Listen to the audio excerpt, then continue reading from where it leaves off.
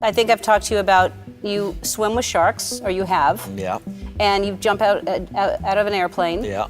On a regular basis, or will you? I only did that once. Will you do it again? When both parachutes don't open, you tend to not go repeat something like that.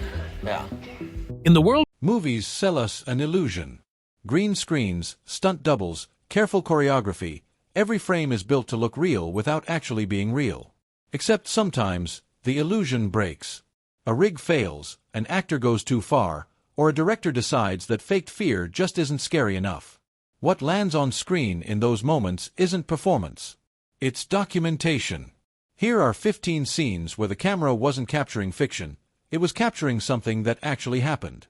Roger Moore's 007 spends most of The Spy Who Loved Me's pre-title sequence skiing away from Soviet agents, and then does something that shouldn't have been possible. He skis straight off a cliff.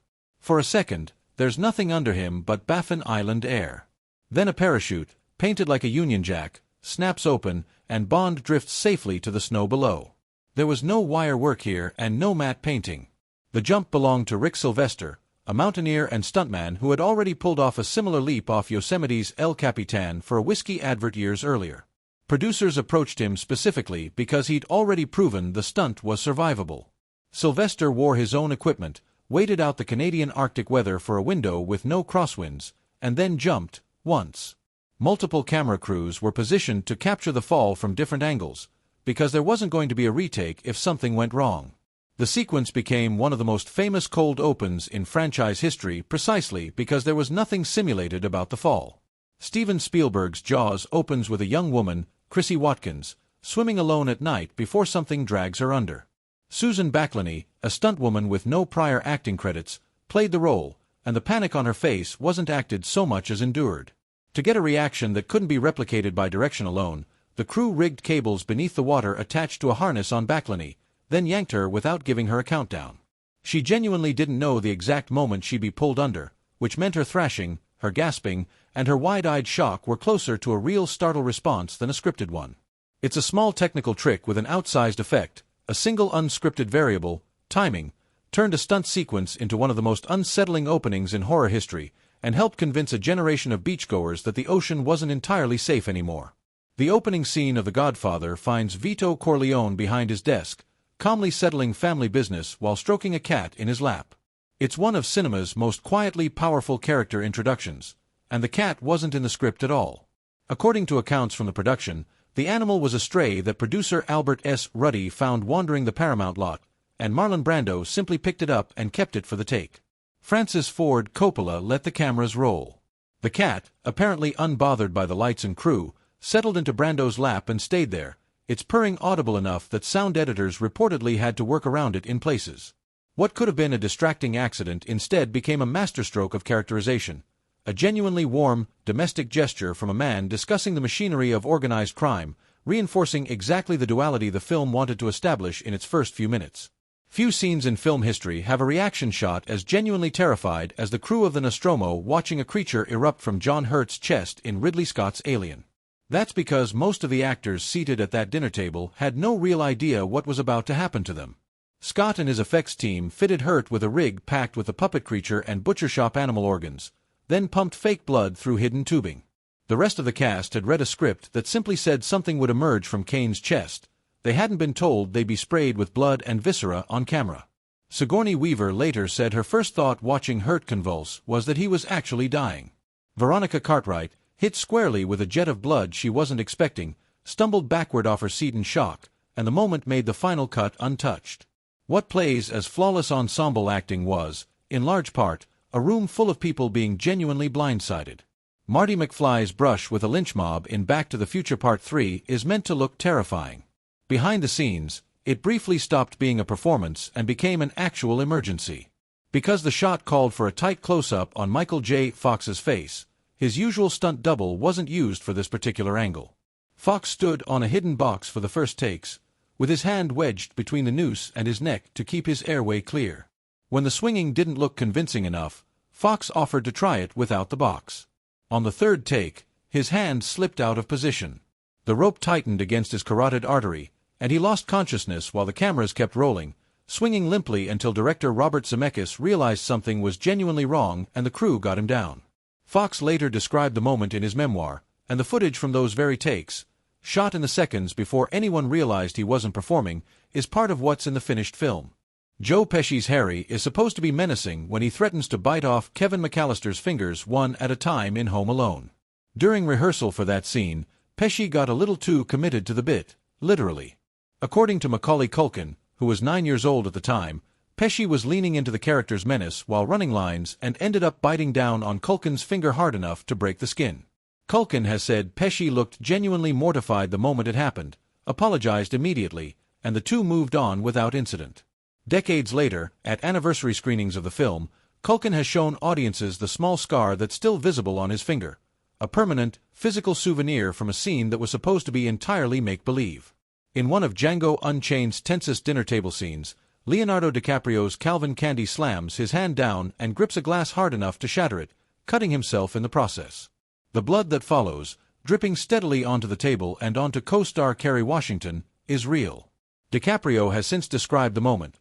The glass broke unexpectedly, the cut opened deep enough to require stitches, and rather than call cut, he stayed in character and kept the monologue going, using the injury as fuel for Candy's menace. Producer Stacey Sher recalled the tension on set as the blood kept coming and DiCaprio refused to break.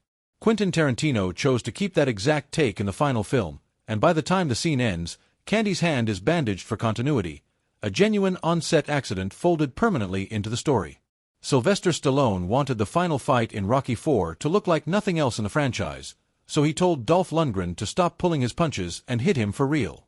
Lundgren, a genuine martial artist, obliged, and the results nearly ended in tragedy. One uppercut from Lundgren struck Stallone's chest with enough force to slam his heart against his breastbone. Stallone said he didn't feel the full effect until that night, when his blood pressure spiked and his heart began to swell, leading to an emergency flight to a hospital and several days in intensive care. Lundgren, who was in Los Angeles by the time he heard the news, has said he felt responsible for years afterward. The finished fight sequence remains one of the most visceral in the series precisely because so much of the physical contact audiences see genuinely connected. CGI wasn't advanced enough in 1991 to fake the helicopter sequence in Terminator 2, Judgment Day, so James Cameron's team didn't try.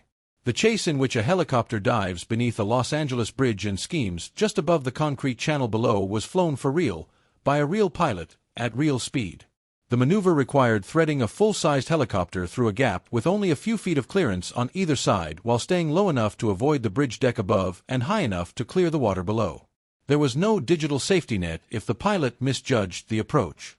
The result is a stunt that still reads as startling decades later, in an era saturated with digital effects, because audiences are watching an actual aircraft do something that looks like it shouldn't be survivable. The infamous Lemon 714 sequence in The Wolf of Wall Street, where Jordan Belfort loses control of his limbs after taking expired Quaaludes and has to drag himself to his car, is often assumed to be some form of digital or wire-assisted trick. It isn't.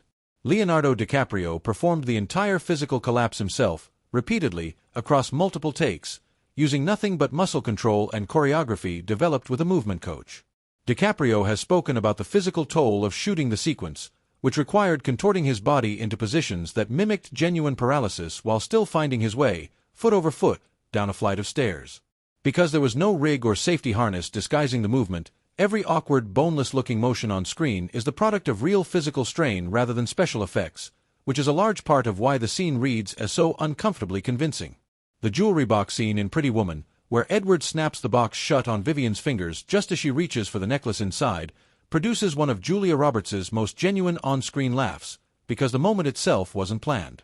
Richard Gere improvised the snap on the spot, and Roberts' surprised, delighted laughter was her authentic reaction rather than a performed one. Director Gary Marshall, who had a reputation for recognizing when spontaneity beat scripted material, chose to keep the moment in the final cut rather than reshoot for a more proper reaction. The unscripted beat became one of the most replayed seconds of the entire film, in large part because audiences can tell the difference between an actor performing joy and an actor actually experiencing it. Sigourney Weaver's character in Alien Resurrection sinks a wildly improbable behind-the-back basketball shot from well beyond the three-point line, and the moment plays as a small showcase of effortless athletic superiority. That's because it was exactly that. Weaver made the shot herself, on camera, without editing tricks. Weaver had trained specifically to nail the shot convincingly, and when the cameras rolled, She made the basket in a take that the surrounding cast and crew hadn't fully expected to succeed. Their audible surprise, captured in the same take, wasn't performance.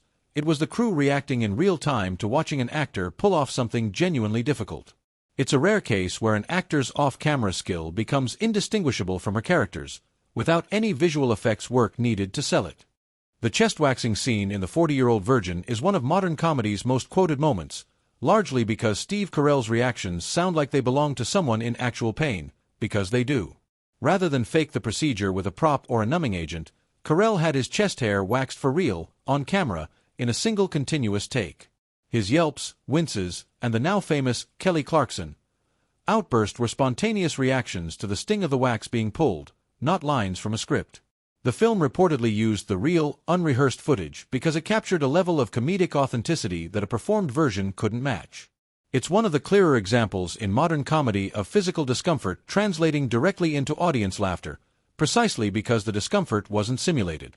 The police lineup scene in The Usual Suspects was written to play with straightforward menace. 5 career criminals, standing shoulder to shoulder, delivering their assigned line with cold precision. What ended up in the film carries a very different, looser energy, because something on set broke the mood entirely. During filming, one of the actors flubbed the line delivery in a way that struck the rest of the cast as unexpectedly funny, and genuine laughter spread across the lineup before anyone could compose themselves. Director Bryan Singer recognized that the spontaneous camaraderie played better than the original, harder-edged version and kept it in the finished film. The result is a scene that's remembered as much for its loose, human texture as for its plot function. A moment where real actors, briefly, stopped acting like criminals and just reacted like people. Few horror sequences have aged as effectively as the possessed convulsions of Regan MacNeil in The Exorcist, and part of that is because the strain visible on Linda Blair's face during her bed-thrashing scenes wasn't entirely simulated. Blair, only 14 during filming, was fitted with a harness system designed to yank her body violently across the bed to simulate demonic possession. The rigging was rudimentary by modern standards, and the repeated, forceful jolts reportedly caused a lower back injury that required medical attention during production. Director William Friedkin was known for prioritizing raw, visceral reactions over actor comfort throughout the shoot, and the resulting footage carries a level of physical realism that's difficult to manufacture through performance alone. Half a century later, the sequence remains one of horror's most effective, not because of what the effects team built, but because of what a 14-year-old actress actually endured to sell it. 15 scenes, 15 moments where the boundary between the story and the set collapsed entirely. Some were happy accidents, a stray cat, an improvised laugh, a surprised smile that couldn't be faked. Others were closer to genuine emergencies, the kind that make you wonder how differently film history could have gone with slightly worse luck. Either way, they're reminders that even in an industry built on illusion, some of the most unforgettable moments on screen happened because, for just a few seconds, nobody was pretending at all. Which of these surprised you the most? And is there a scene we missed that deserves a spot on this list? Let us know, and if you enjoyed this look behind the curtain, stick around, because there's another story just like it coming up next.